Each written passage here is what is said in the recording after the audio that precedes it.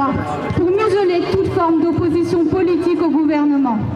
La répression des mouvements retraite, anti-bassines, des révoltes urbaines suite au meurtre de Naël est décriée jusque dans les plus grandes instances internationales, comme ont alerté récemment l'ONU ou la commissaire aux droits de l'homme du Conseil de l'Europe.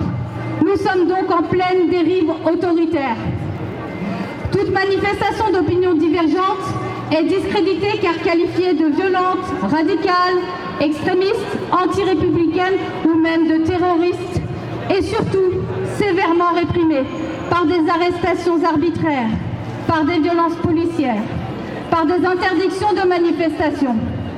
Un gouvernement qui se revendique de la démocratie ne peut pas combattre les idées de son opposition par la stigmatisation et par la répression.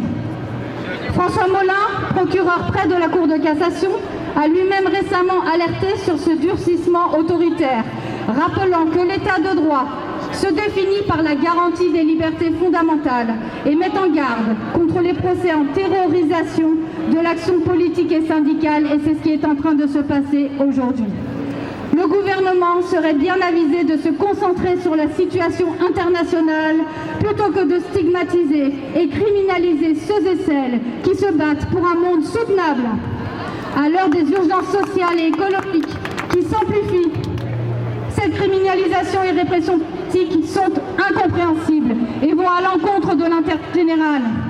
Nous affirmons solennellement que nous ne nous laisserons pas intimider, que le mouvement social écologiste ne peut pas être dissous et que nous continuerons de défendre les libertés publiques et de porter des actions pour un futur désirable. Merci.